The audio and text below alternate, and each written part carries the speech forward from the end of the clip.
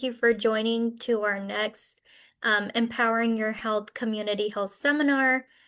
Today's topic is on restoring lives, health, hope, and healing after incarceration.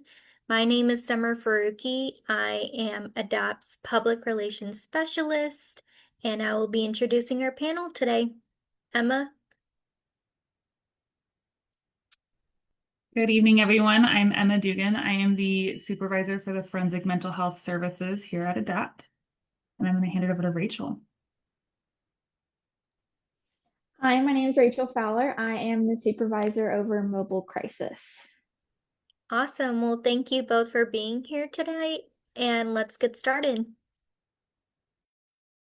Give me 1 second to share my screen and get that up for you guys.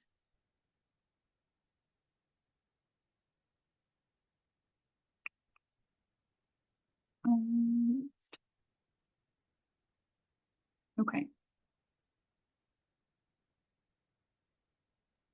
While the PowerPoint is being loaded, we will have a Q&A section at the end, or feel free to drop your questions in the chat. Okay. So like I said, I'm Emma Dugan. I'm going to get us started with some statistics. I know it's not everybody's favorite topic, but I think when we're talking about individuals who have been incarcerated and are reintegrating back into the community and having to access services, that it's really important to have some statistical data to help provide a bigger picture on what we're looking at and to really understand the scope and the impact that this has on these individuals. So kind of a lot of statistics on this page. So we're going to go through them one by one. We'll kind of work through them. If there's questions, feel free to pop them into the chat and Summer will let me know. So statistics from 2025, depending on the source that you get your resources from, the statistics right now are about 66 to 70% of individuals who are in custody at this time, either in jail or in prison, reported some level of substance use problems. That could be like low-level use, that could be severe use, people who are experiencing withdrawals, things like that while they're in custody.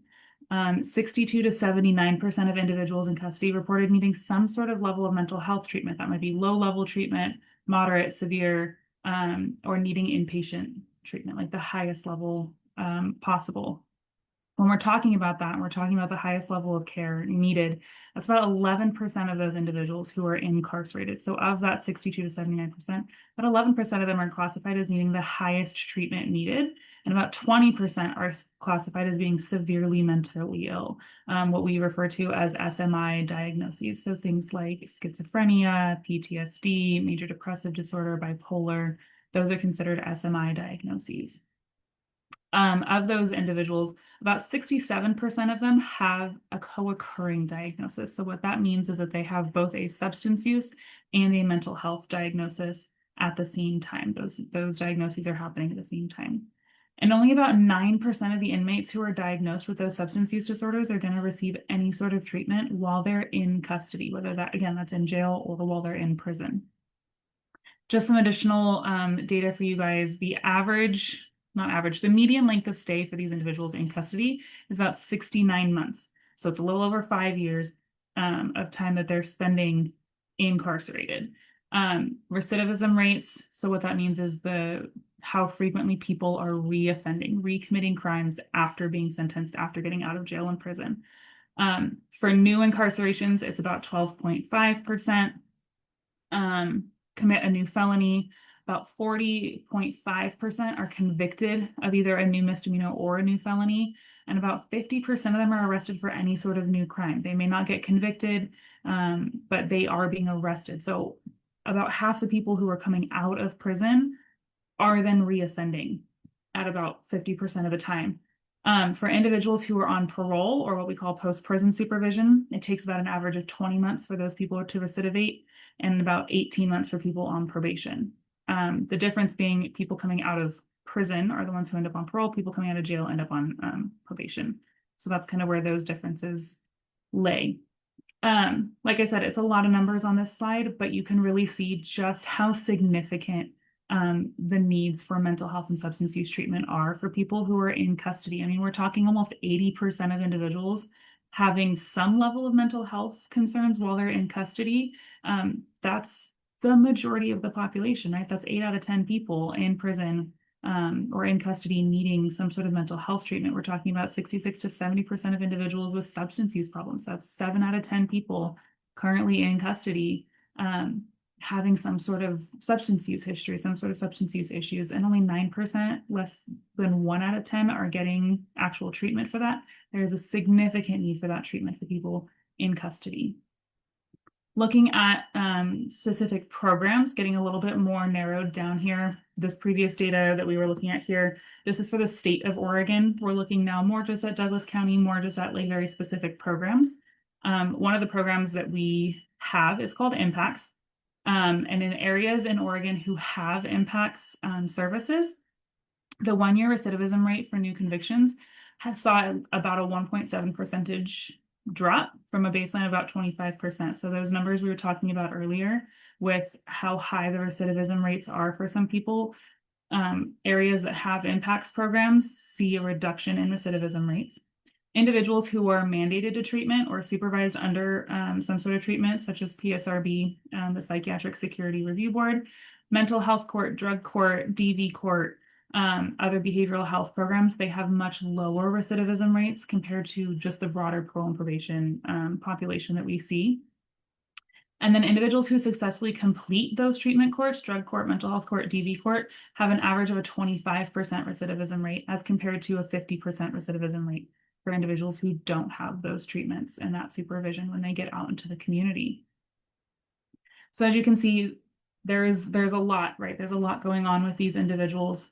I want to kind of just paint a picture for you guys of the types of folks that we're seeing and that we're dealing with these populations, right? As the mental health, forensic mental health services supervisor, this is my bread and butter. This is what I do all day, is seeing these people on mental health court and drug court, PSRB, aid and assist, right? Like I'm seeing people at all these various stages of the legal process.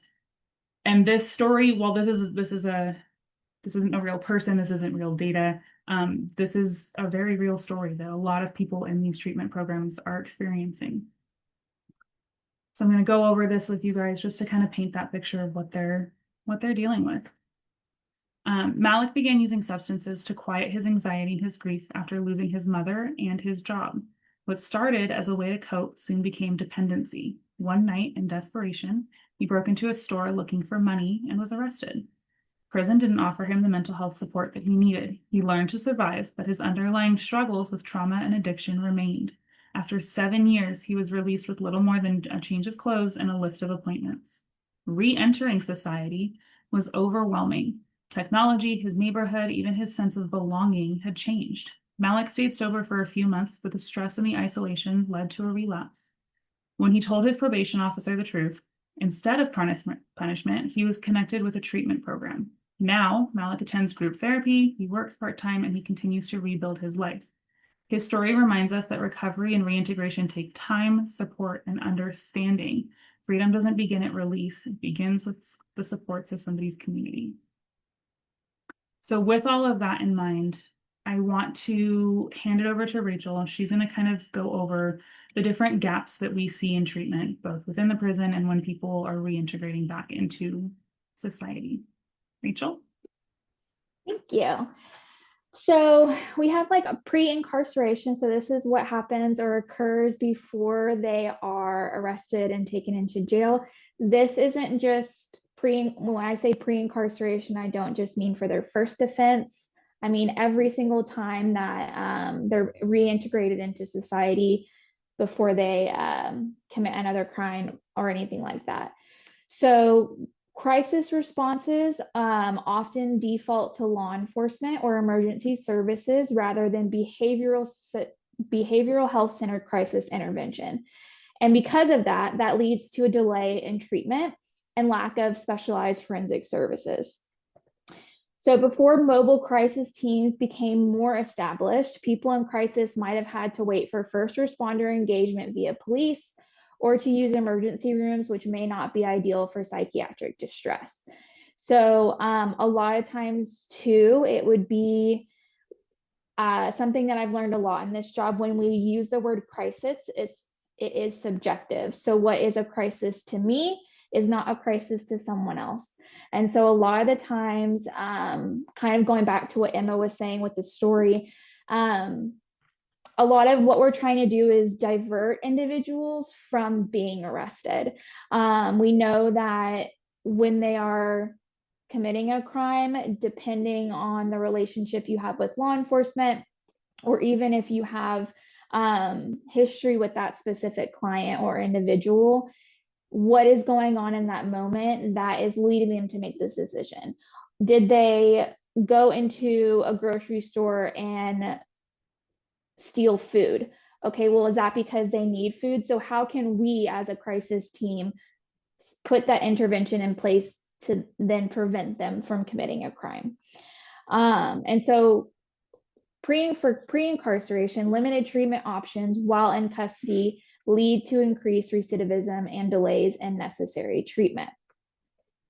And then when you're post-incarceration, so after being released from custody, individuals often struggle finding employment, housing, social supports, and resources.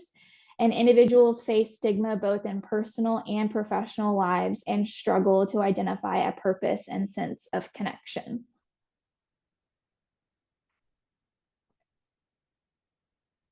So how is ADAPT helping to kind of bridge those gaps when it comes to pre-incarceration and post-incarceration?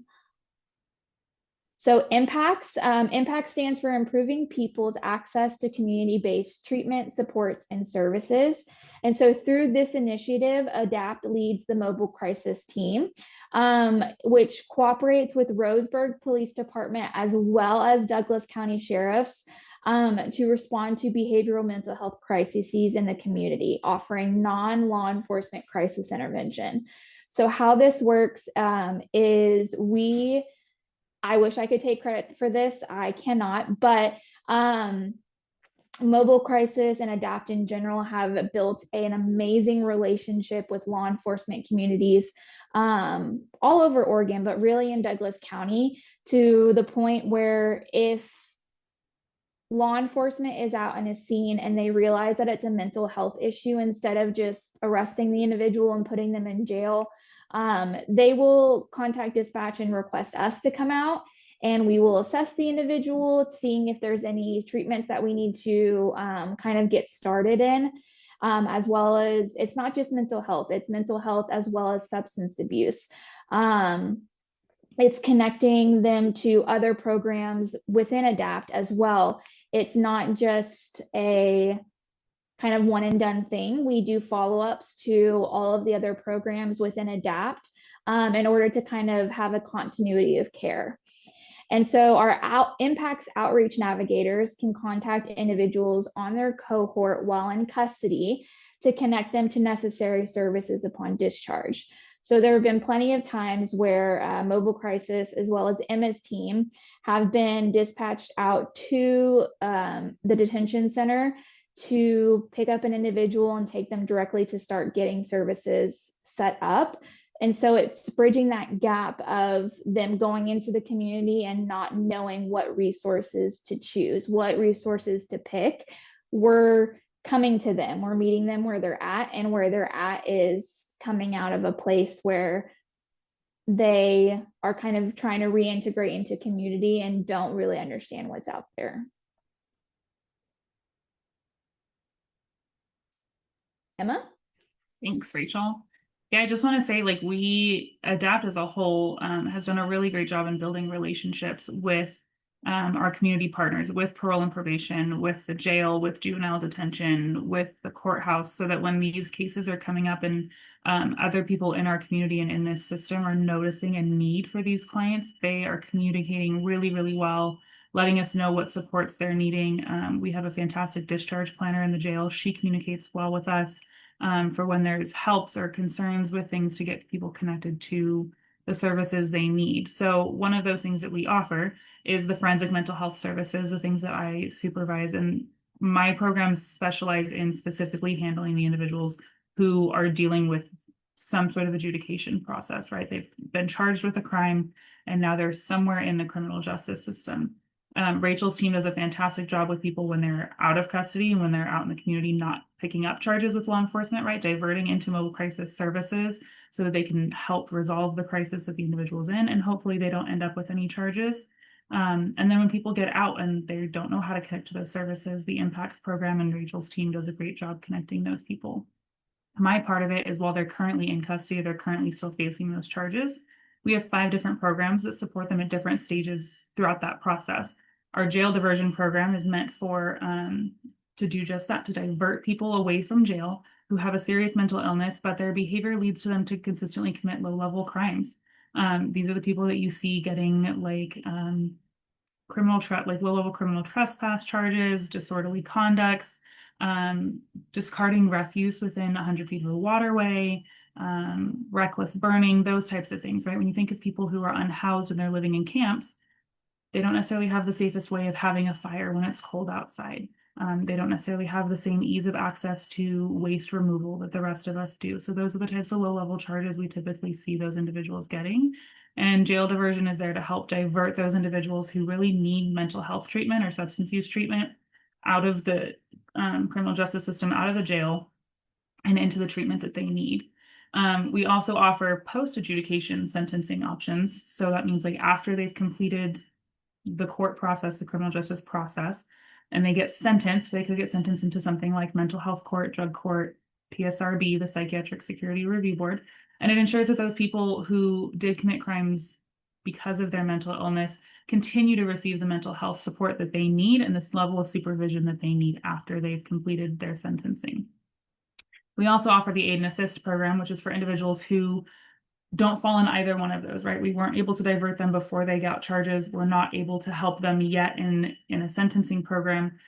They're kind of in this limbo where their mental illness is severe enough where it's impacting their ability to understand their rights in the court of law. And they can't move forward with processing their charges and moving forward until they're able to understand those rights and they can participate effectively in court. We offer the Aid and Assist program to get them that treatment and give them some legal training on what they need to know to be able to effectively support themselves in court.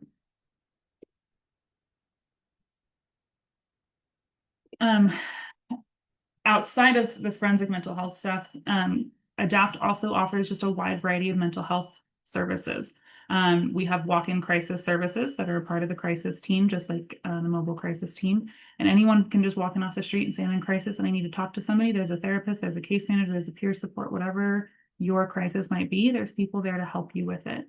We also offer open access, which means that people can just walk in and say, hey, I want to see a therapist. And that day they will get an assessment and they will get assigned to a therapist and they can start services fairly quickly, just to help reduce those barriers into accessing services. A lot of the times the crises that we see are just people who don't know their resources. They've never been here before. They don't know how to get the supports that they need. They just got out of prison and they don't know who they can go to get their medications prescribed. They don't know who they can go to talk about their trauma history.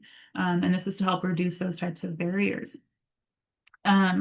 Because of that, we offer outpatient services, right? Just your typical outpatient services with seeing a counselor, seeing a psychiatrist, case managers, things like that. But we also have the ACT team, the sort of community treatment team. That's like the highest level of care in the community we can provide for people who have more significant needs and can't manage as well due to their mental health issues. And then we also have youth and family services, early intervention services like the ESA program to help try to catch those problems early. Obviously, the earlier you catch these problems in an individual's life, right? Start addressing their trauma young, teaching them healthier coping skills, they're not going to end up with the same types of substance use problems or potentially end up in the criminal justice system from the jump, right?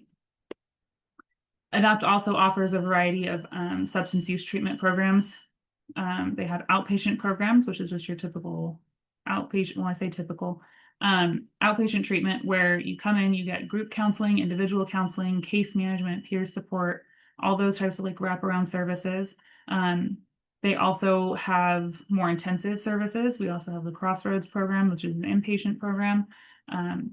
We have all of the levels of substance use treatment available, as well as like medically assisted treatment, right? Doing MAT programs with naloxone, Suboxone, all of those types of medications that help people who are fighting those addictions.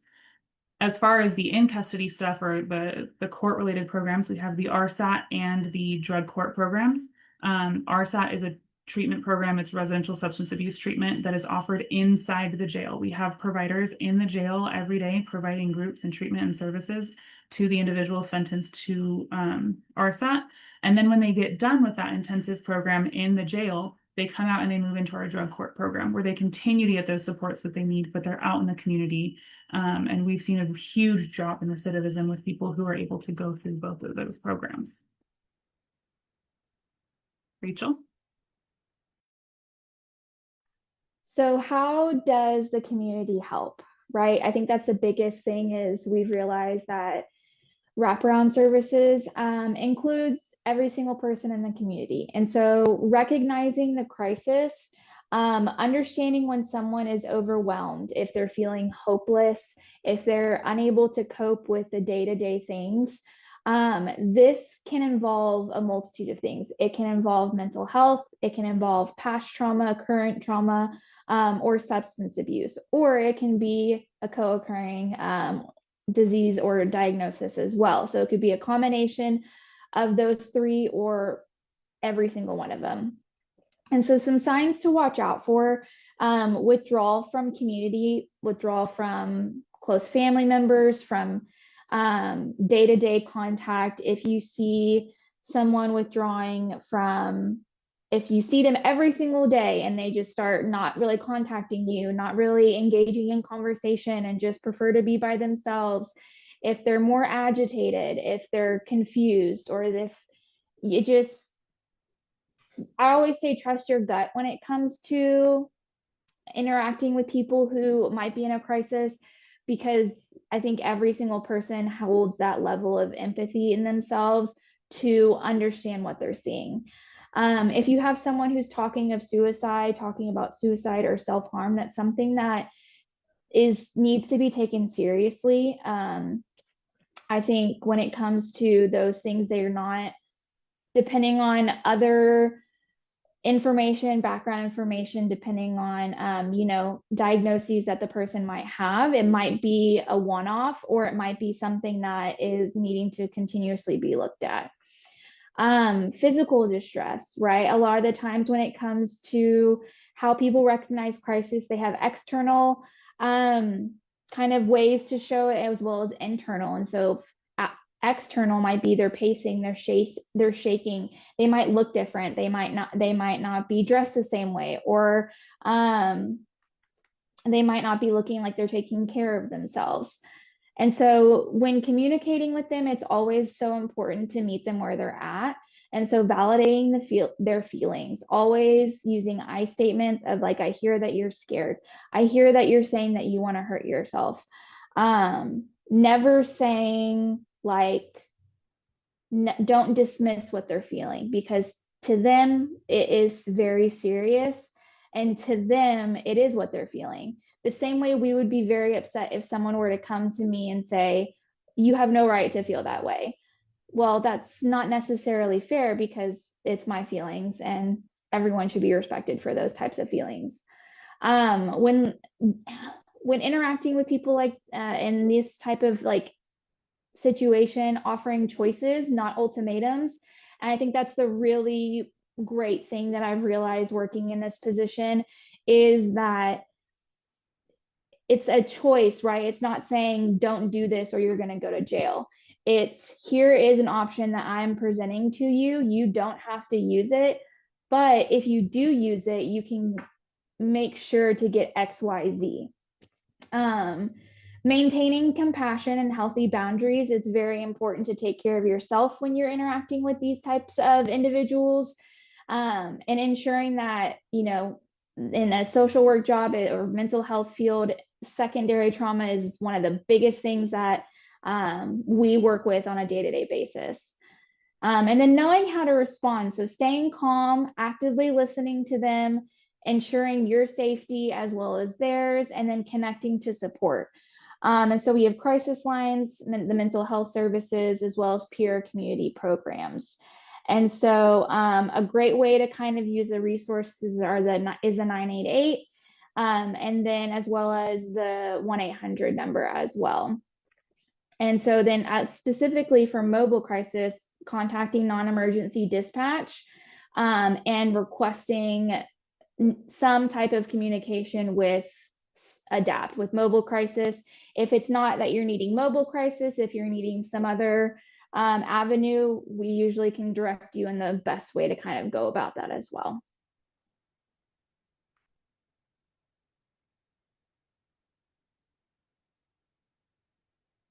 We cited a lot of research. I have to reference. Thank you so much. We will open it up for questions. I did notice one in our chat. The first question for our panelists is, where on the list of priorities is mental health for these facilities and or the justice system, public, private facilities, and why isn't it higher? A really great question. So as far as like the criminal justice system goes, incarceration facilities, right, jails and prisons, their job is not to provide people treatment. Unfortunately, right? Like that's just the reality of the situation. Their job is to do the bare minimum to keep people alive, keep people safe while they're in custody, not picking up new charges, right? Other people not getting hurt. Their number one job is not to provide treatment. However, the incarceration system in America is quickly becoming the fastest growing mental health provider in the country. LA County, down in California, Los Angeles County is the #1 mental health provider in the entire state of California. They provide more mental health treatment to their inmates than any other company or facility in the state of California, private or not. Because unfortunately, while mental health shouldn't be criminalized, substance use and addictions shouldn't be criminalized, they have been. And so we know people who have trauma history, right, who have these diagnoses are more likely to commit crimes and just end up in these systems rather than getting connected to the services that they need. Why is it not more of a priority? I wish I knew. I wish I knew, because if I had control of it, it absolutely would be, right? Like I would make sure that those people are getting the help and the support that they need from very early on. As far as like private facilities, I mean, private prisons and stuff, those are even more difficult to contract with. But as far as like private mental health treatment centers, those are very difficult to get into. You have insurance barriers, you have finances. There's a lot of things that make it difficult to access those types of services for people. Thank you, Emma. Our guest also added, to my knowledge, the justice system does not recognize all diagnoses in the APA. Why is this? For example, insomnia, etc. Another really good question. A lot of facilities, jails and prisons included, only recognize diagnoses that they consider like above board or that they consider significant diagnoses. So things that may end up in the DSM but are not classified as like severe mental illnesses are not necessarily considered the same way. Some of those are considered like ancillary diagnoses that they don't think need the same attention or the same treatment as somebody with, say, like schizophrenia or bipolar would need.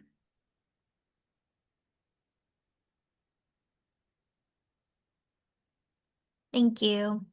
Does anyone have any other questions?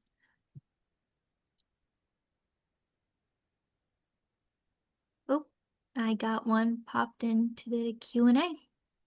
All right. Next question from our guest is, how do we trust those mental health professionals? As a prior inmate, I've had in-depth conversations with the medical staff and the psychiatric staff inside of prison, and most of them are employed there because they, in a nice way of putting it, got in trouble within their field of practice in the outside world, and the prison system was their last resort. That is really unfortunate to hear. I hate to hear that that was your personal experience. I'm really sorry to hear that. Because that also doesn't seem fair, right? Like, I mean, these are still licensed professionals, but if the individuals that you were dealing with in prison were not the most ethical or were having other issues in their field, that's not great. Obviously, like I'm always going to advocate for licensed professionals who are ethical, right? And mindful of that in their practice, that they we all have systems we have to work within, and that can add barriers, but being honest and upfront with your the people under your care, explaining to them what your boundaries and your limitations are, is part of, you know, what Rachel was saying about like setting boundaries both for yourself and for them, that like what you can and can't control when it comes to treating those individuals, and then taking that time to build rapport, right? Like they're still people. Just because they're incarcerated doesn't mean that they're not still human and that they don't still deserve that empathy and that rapport that we provide everybody else outside of prisons. And I'll add a little to that. I think a lot of it is education, right? It's educating other professionals in this field on the best way to engage with these individuals in a trauma-informed way. I can say from experience, I'm from Texas, and none of what Oregon is doing, what ADAPT is doing for the community, it would never be in Texas, even though I wish it really would, right? Because there's so much negative stigma, and I think educating the community, educating other mental health organizations and nonprofits on how to destigmatize is the very first step to prevent negative experiences like that one. And again, I hate that that's for you. I hate that for anybody. And so I wish there was a better answer. Thank you. Our our next guest has asked in the chat, can you speak on how the experiences working on site at a prison facility? I wish I could. I work locally in our local county jail, to the extent that I'm able to do so. But I've never worked in a prison facility, so I can't speak for how things are managed in one of the several prisons in Oregon. Same. I have not worked in a prison facility before.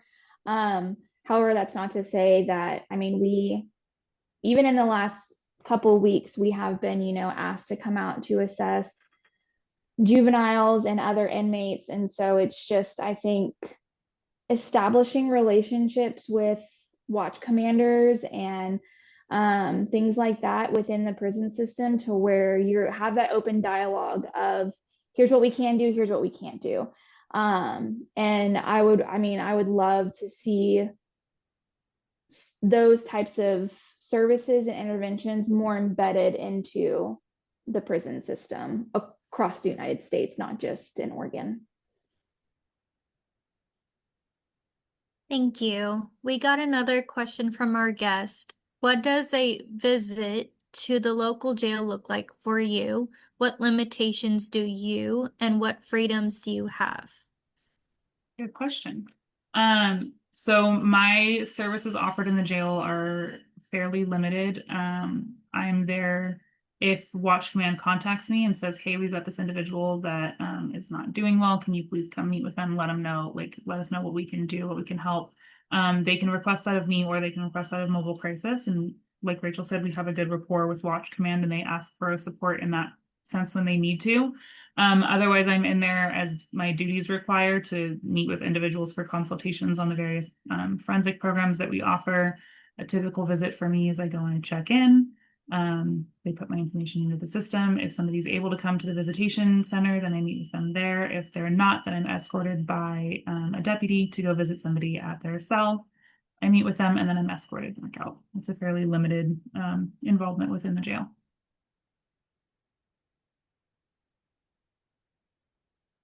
Another question from our guest is, what is involved in the consult? Ooh, depends on which program. Yes. Depends on which program and why I'm there. Like if they're worried about an individual's mental health, then my consultation might be like, do they need to be taken to the hospital, right? Like, do they need to be put on a mental health hold? Are we concerned for their immediate safety if they continue to stay in custody at this time? Otherwise, a consultation, it's specific to each individual client and the individual programs. Thank you.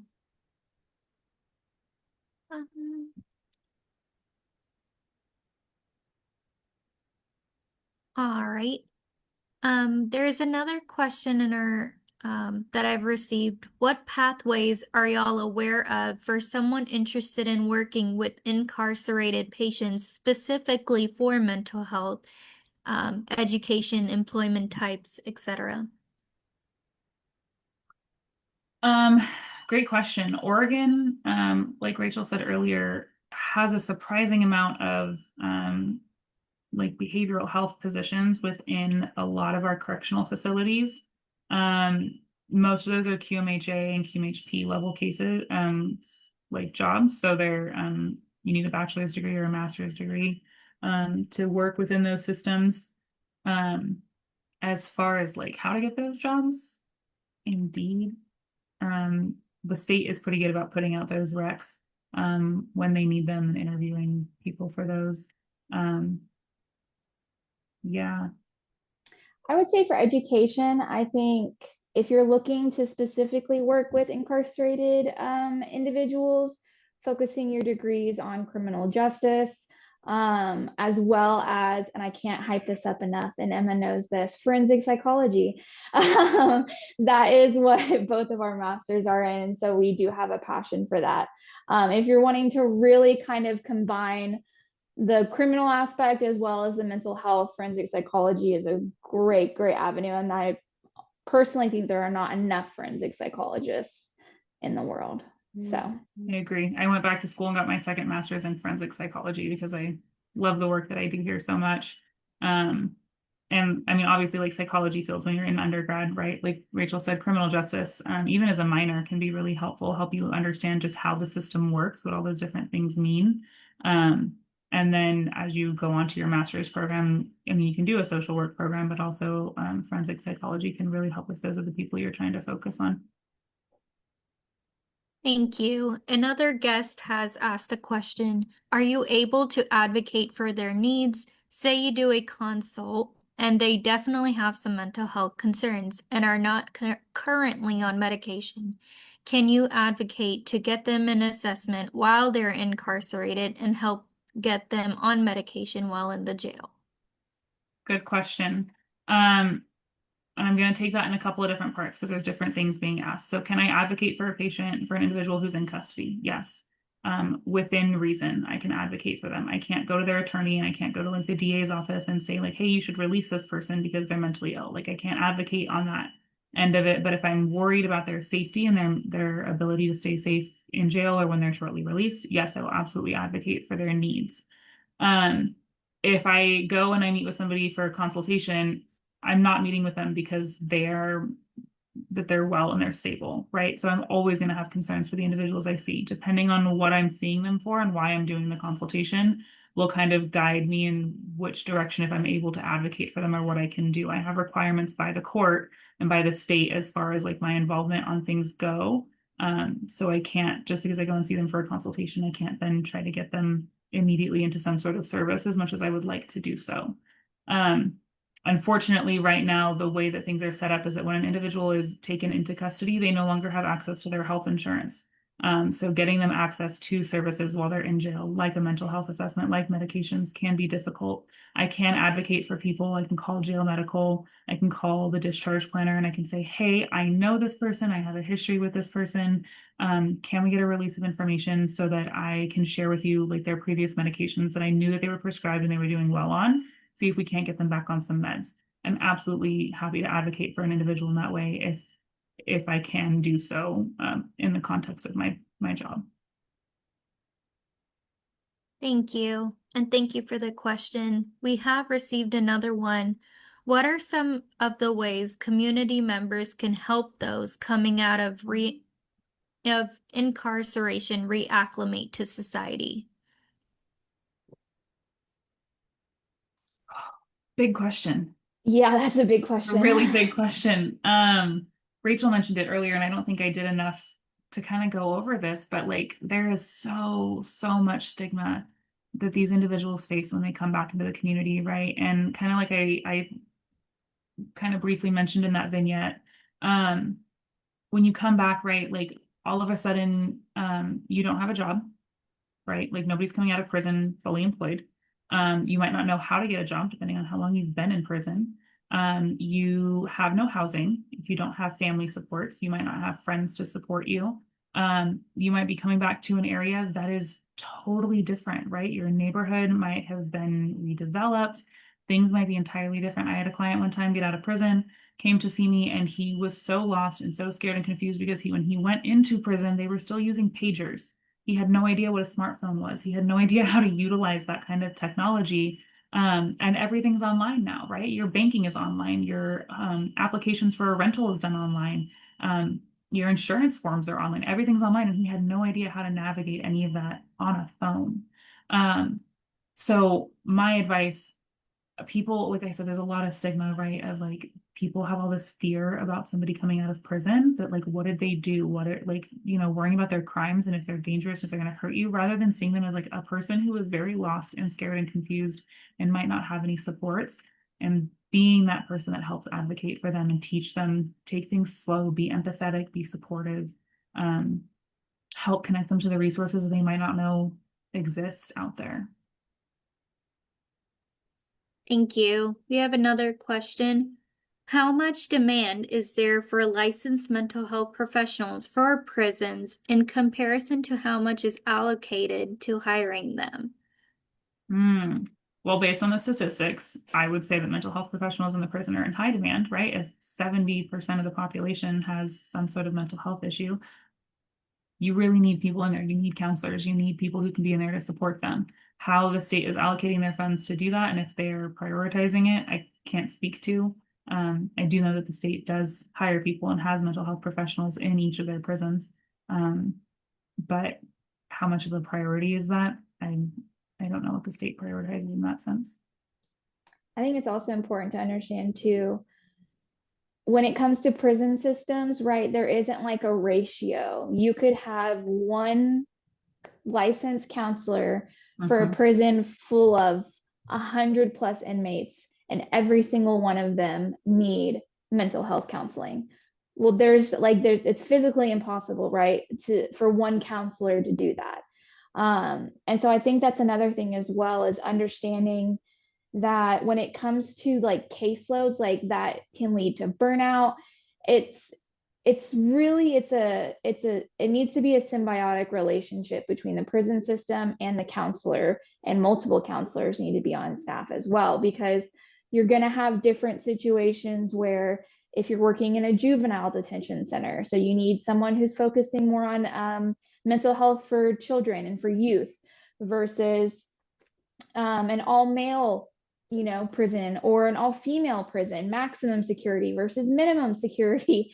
I mean, there's so many different facets to it. And I think a lot of the times with the prison system, it kind of sets counselors up to fail, because they're just like, okay, I'm going to put you in this prison system with this highly vulnerable population that needs so much help, but no resources to provide that help. And so I think that's what is so important, is again, educating the community, educating prison systems, legislation, we're revolving around prison systems, on what is actually beneficial when you're interacting with this population, what is actually going to help them when they re-enter society, versus just saying, well, it's not my problem because they're no longer here.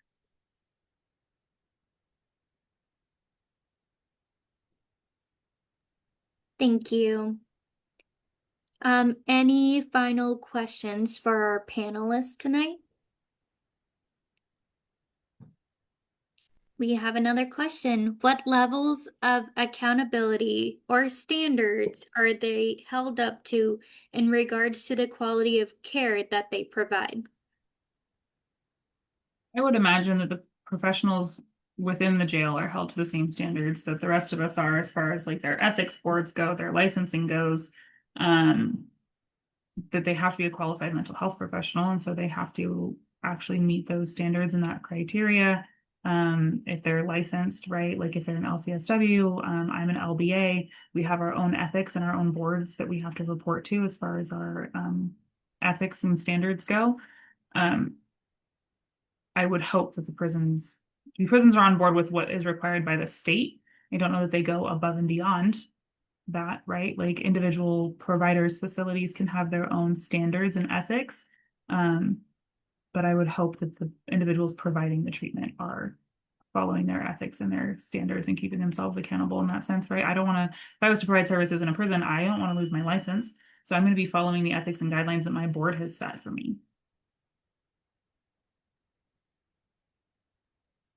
All right, I really want to thank our guests for coming to today's community health seminar. I want to thank our panelists, Emma and Rachel, for speaking on this very important topic. We are having another community health seminar on November 18th. I have dropped the link in the chat. It will be on staying grounded, recovery tips during the holiday season. So feel free to subscribe to our social media and press releases, and we would love to see you at our next seminar. Thank you all for joining and have a great evening.